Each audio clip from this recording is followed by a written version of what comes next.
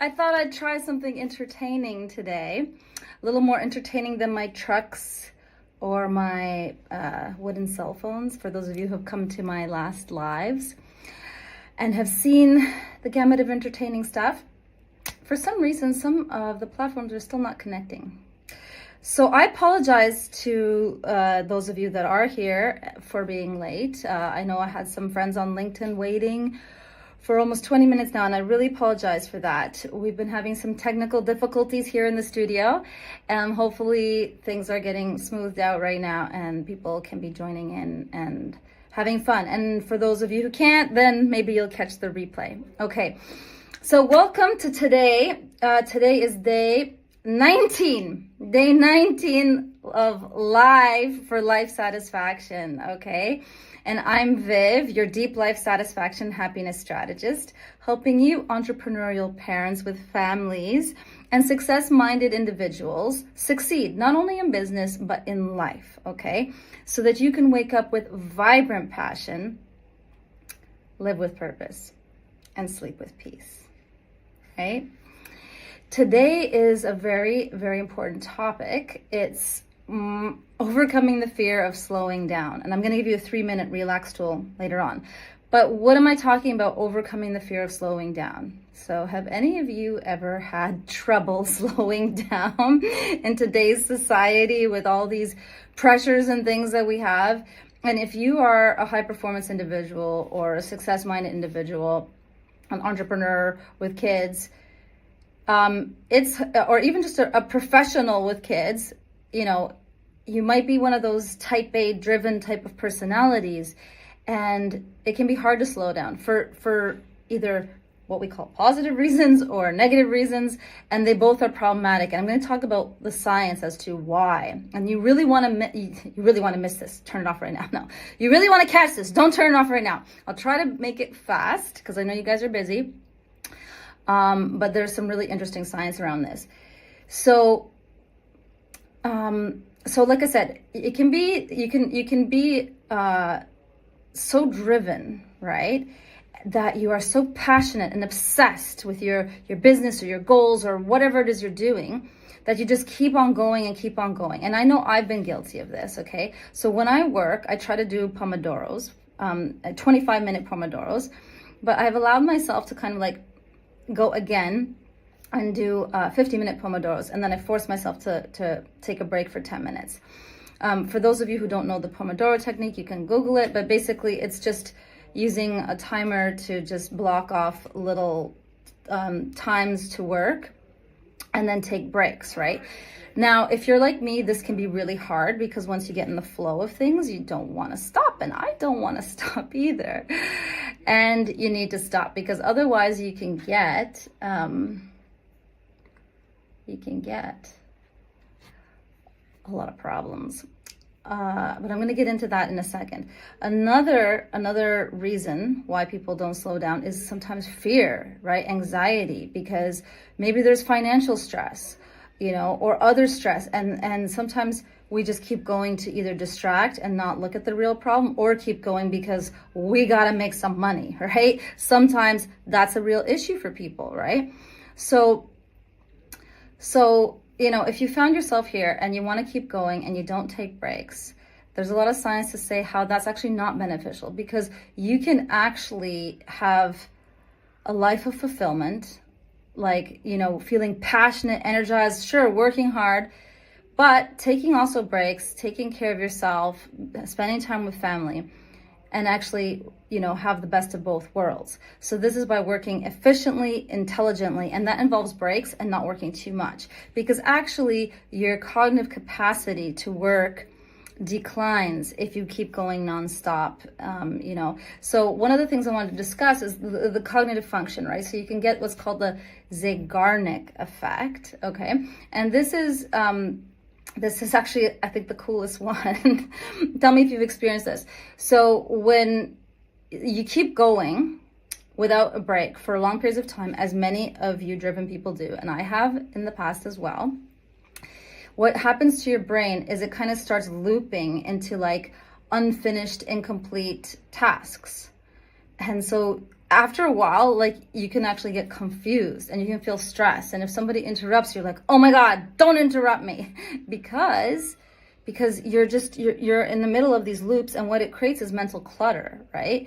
And then confusion. And then you're not effective because you're not able to focus, and your cognitive function actually declines. So taking those breaks actually helps you to improve your decision-making abilities, your executive function, right? And be able to make those better decisions. Also, it helps lower cortisol levels, right? So that's associated with stress, which can, lead to burnout, immune system issues, and even some like physical chronic things. So we want to make sure that doesn't happen.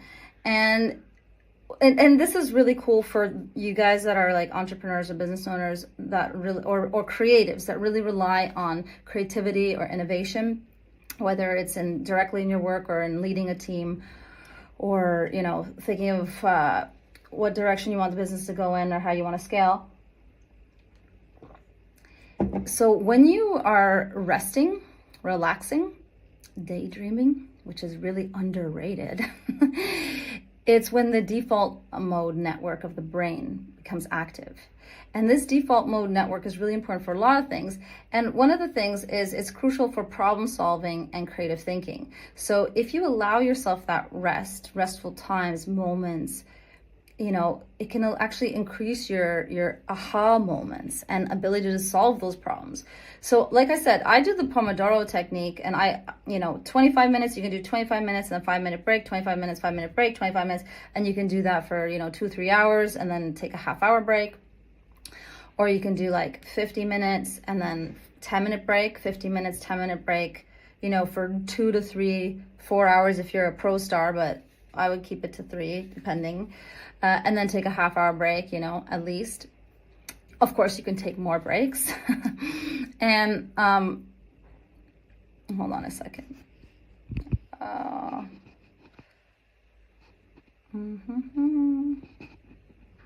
we go. Okay. So, of course, you can take more breaks.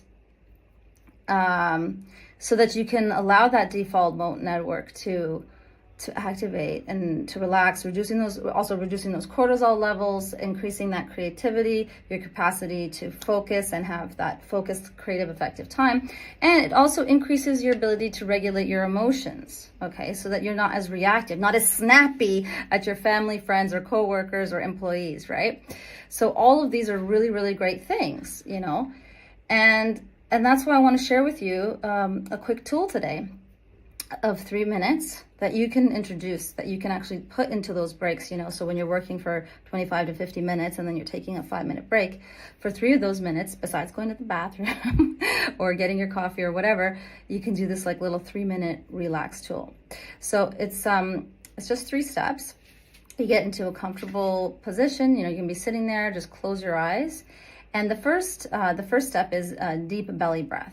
So you can have one hand on the chest and one hand on the belly to monitor, are you actually breathing with your belly? Is your belly going out more than your chest? Now, if you've mastered this, personally, I actually don't like keeping the hands here. I never did, in fact.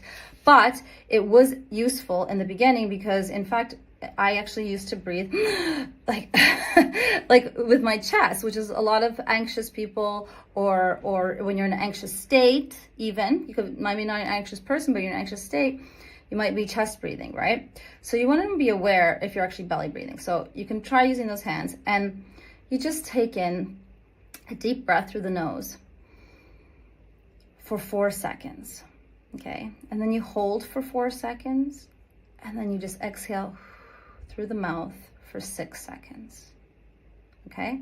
So in for 4, hold for 4, out through the mouth for 6, and you repeat this 5 times, just 5 times, that's a minute, right?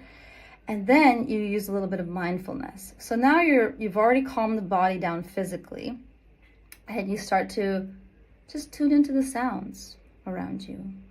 Just, you have your eyes closed, so just tune into the sounds. Maybe tune into some body sensations. Now, if you're stressed, you may have some tension in your neck or shoulders or back or something like that. And if that's the case, just breathe in deeply, a little bit of relaxation into those areas. So you can just use this mindfulness to be aware of the sensations, be aware of the sounds, and just take those deep breaths and relax those areas just for a minute.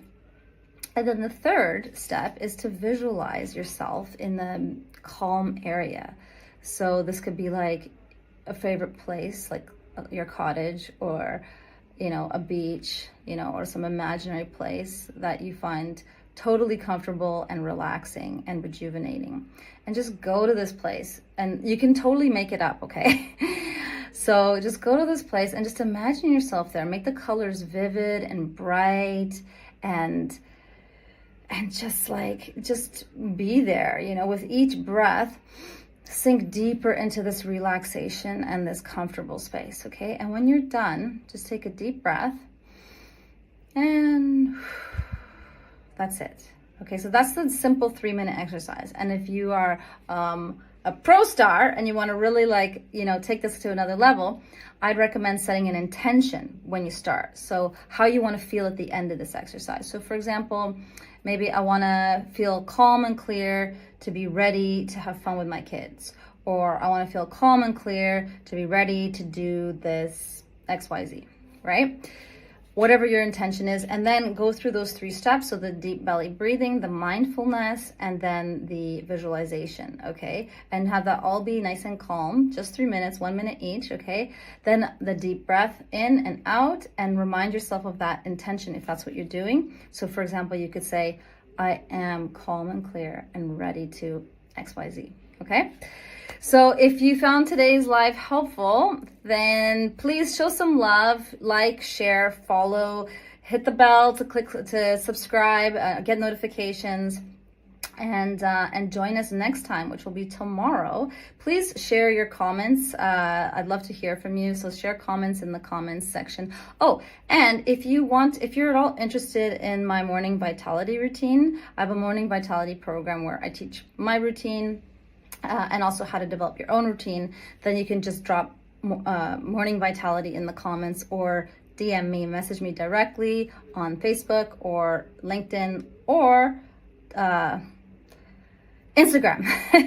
Yeah, that's viv.phd on Instagram. So you can find me there, and you can message me if you're interested in that. Okay, so have a great day, and remember to wake up with vibrant passion, live with purpose, and sleep with peace. Take good care.